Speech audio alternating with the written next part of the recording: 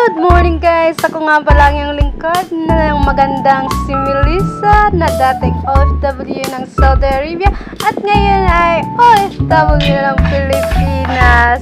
So ito guys, ay nagmamda na naman ako sa harapan ninyo. Ngunit ako ay magluluto. Papakita ko sa inyo kung paano nga ba ako magluto ng beef caldereta. So ito guys, beef caldereta ko ay pabago-bagong style lang ito guys. Kasi kung ano nakikita ko sa Facebook, sa mga reels, about sa pagluluto, dinidiscover ko guys kung ano yung pwede ko pang magawa sa caldereta na mas masarap pa siya.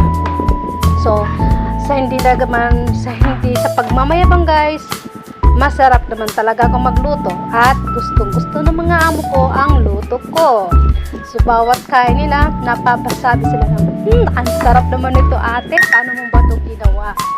So, ito nga guys, dahil wala kami dito ng Saturday at Sunday dahil kami ay nag-outing kasama ng mga pamilya ng amo ko dahil birthday ng late na lawyer ko. So, nag-celebrate kami ng birthday niya kahapon. So, kauwi lang naman kahapon ng hapon dito. So, wala akong niluto ng Saturday at Sunday. So, ngayon guys, dahil andito sila, wala kaming ulam, ako'y nag-isip na naman kung anong pwede kong ipapaulam sa mga amo ko. So, ito, nag-prepare na nga pala ako, nagpakulo na pala ako ng beef, kanina pa ng mga 9. In-start ko na siyang pakuluan ng 9 kasi matigas ang beef pag hindi mo pinakuluan. Wala kasi kaming pressure cooker kasi nasira. Yung mga panahong wala ko dito, nasira yung pressure cooker, hindi nagagamit. So, ayun. Ngayon, ay nagpapakulo na lang ako gamit ng ilang oras. So, ito nga guys, samahan nyo nga ako sa aking mga pagmemekos-mekos din sa aking pagluluto. Kung ano yung nga ba, kung paano nga ba ako magluto ng beef caldereta guys. So, dito sa Pilipinas guys, ako yung bahala na kung ano lulutuin ko, kung magluluto ba ako, pag maraming ulam o wala ng ulam. So, nakadepende po yun sa akin. Ako na lang, kumakain na lang po yung mga amo ko kung ano po yung niluluto ko sa kanila. Mababait naman po yung mga amo ko. Layan sa kanilang problema. So, ito nga naghihiwa-hiwa ko ng mga pangsahog ko. Wala akong ilalagay dito na carrots kasi wala kaming carrots. Patatas lang ang available namin. So, bago ako luto guys, habang nagpapakulo ko ng beef, yun nga, naglinis ako, nagmap ako ng sahig. So, although hindi naman madumi yung bahay masyado kasi nga wala naman nagkakalat. So, nagmap lang ako, nagpunas-punas ako ng mga alikabok kasi nga feeling ko ang dami laging alikabok. So, yun. Habang nagpupunas-punas ako, nagpapakulo ako ng beef ito. Siguro mga 9 AM ko inumpisahan pakuluan ng beef hanggang 11. So, matagal-tagal din yun, di ba? Kasi kailangan talaga malambot yung beef natin habang niluluto. Para naman, pag kinain natin, mararamdaman naman natin yung sarap ng luto ko. Di ba? So, yan nga. Habang nagpapakulo ko guys, ayun nga, naglaba ko ng mga damit, kunting linis-linis, gano'n, nagdilig ako ng kunting halaman ko, kasi nagtanim na naman ako guys ng, kamatis. Hindi ko alam kung mabubuhay ba yung kamatis na yun. So, mamaya, hinantay ko yung malaga kong babae na magising, kasi kukunin ko yung labahan niya, maglalaba ko ulit, kasi yung nilabhan ko yung mga damit ko ngayon, kasi nung Saturday, yung nilabhan ko naman is damit ng amo kong lalaki. So, ito nga guys, nagkapagluto na ako, napagsahin na ako. So, luluto na lang ako. Prepare ko na lang yung mga lulutuin ko dito guys. So, totoo lang guys. Love na love ko talaga guys yung magluto ako. Yun talaga yung gustong-gusto ko. Lalo na kung kapag yung kusina maganda, hindi ka talaga tatama rin magluto. Pero minsan talaga tinatamad ako kasi nga, hindi ko rin maalam kung ano na ilulutuin ko, anong sunod na lulutuin ko, kung anong kakainin nila, parang gano'n. Pero, sawa naman ng Diyos guys, nauubos naman nila yung mga niluluto ko, kumakain naman sila ng niluluto ko, sobrang nasasarapan naman sila. So guys, ngayon nga pala ay fiesta nga pala ngayon sa lugar namin sa province namin. So, ano pala, dispersed pala ngayon guys. So, nag-happy-happy na sila ngayon. So, ako, dito ako sa Manila. Hanap buhay kasi nga, wala talaga kapag single tayo guys. Wala namang magbibigay sa atin ng pera. Kaya yun, hanap-hanap buhay na lang. Hindi, feeling ko kasi mamamatay ako kapag wala akong pera eh. Kapag wala akong trabaho, wala naman talaga akong pera guys. Pero, nakakabayad naman ako ng utang ko. Yun naman talaga yung maganda, diba? Paunti-unti, nagbabayad ako ng mga utang ko. Kasi, syempre, kakahiya naman tayo yung utang tayo. Tapos hindi natin binabayaran.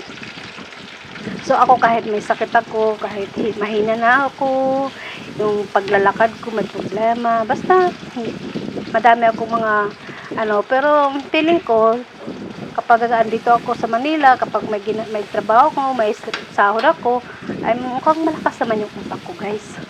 Kapag kasi wala akong trabaho, parang feeling ko mamamatay na ako. Yung mga ganong isip. So ito nga guys, habang nagluluto nga pala ako, meron akong in-order na Shein. So hindi ko na lang siya nabidyohan guys kasi sobrang na-busy. At nabudol kasi ako dito kasi nga, mayroon daw free na cellphone kapag nag-order ka.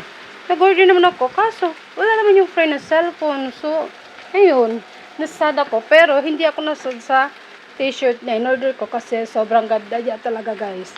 At saka, hindi siya fit sa akin. Tamang-tama lang. Kasi, lalo na guys, namimiss ko na yung pagiging sexy ko. Gusto ko magpa-sexy. Minsan, hindi na ako kumakain ng umaga. Kumakain lang ako ng tanghali, tapos pagdating ng gabi, hindi na ako kumakain. Pero although sabi ng doktor, kailangan ko daw kumain para magkaroon ng lakas yung mga muscles ko. Pero yun nga, gusto ko kasing payat na ako ulit. Kaya yun, hindi ako kumakain masyado. Minsan nga sa tanghali hindi ako kumakain, pero hindi ko alam kung ba't hindi ako pumapayat eh. Pero sabi nila pumapayat naman daw ako. Balik alindog na naman ang aura ko guys. Ano ba naman yan? So ngayon guys ay samahan niyo lang ako dito sa aking pagmikos-mikos. Medyo matagal-tagal tong lutuan natin guys. So abang-abangan niyo lang ko. Masyadong matagal pa guys. So abangan niyo na lang. So fast forward tayo guys. Nung nasa Saudi ako nga pala, medyo hindi ako nakakapag-video doon. Hindi naman sa bawal ako mag-cellphone doon. Pwede naman ako mag-cellphone doon. Pwede naman akong unlimited naman ako sa internet. Ako lang talaga guys yung ayaw ko talaga mag-cellphone. Kasi nga feeling ko kasi pag nagsa-cellphone ako doon ay naapektuhan yung trabaho ko. So, hindi nga ako guys nakakapagtrabaho ng maayos kapag panay ang gamit ko ng cellphone. Tapos minsan kapag bibidyo ako, hindi kasi minsan kasi sumusulpot yung mga bata, mga alaga ko. Kaya yun, sobrang pagod talaga doon sa Saudi. So, okay na ako dito sa Pilipinas kahit pa paano. Kalahati naman na yung sahod ko sa Saudi sa ganyan. Pero okay na siya, bayad-bayad naman tayo ng mga utang-utang. So, ito nga guys, nilalagay ko na yung beef dito. So, nakita nyo guys kung paano ko minipkos-mekos yung mga sahog, yung tomato paste. Tapos ngayon, nilalagay ko na yung beef na pinakuluan ko. Tapos ngayon, yung sabaw ng beef na to, na pinakuluan ko, yun din yung isasabaw ko dito sa beef caldereta. Yun din pasasabaw ko. Kasi sayang din kasi yung lasa ng caldereta na doon din sa sabaw eh. Kaya lalagay natin siya dito. So, forward. Ganun talaga. So, ngayon guys, ito, okay naman ako. Medyo masaya-saya konti. Kahit wala tayong boyfriend, okay lang. Kahit single tayo, okay lang. Basta importante, maganda tayo. Charot lang. Maganda daw. Pero hindi naman. Medyo lang. So, ito nga guys, sinalo ko na lahat yung patatas, yung bell pepper na prinato ko. So, ganyan lang siya guys ngayon. Nilagyan ko nga pala yan siya ng flavor spread guys. So, hindi ko na pinakita sa inyo kung paano ko inilagay. Tapos yung panlasa ko guys, hindi ko nilagyan ng asin yan, kundi nilagyan ko lang siya ng patis. Patis na lang yung nilagay ko dyan para Ito nga guys, hintayin na natin makulo. At kunti na lang, ay luto na talaga siya guys. So, thank you guys. Yun lang for today's video. Masalamat. Thank you for watching.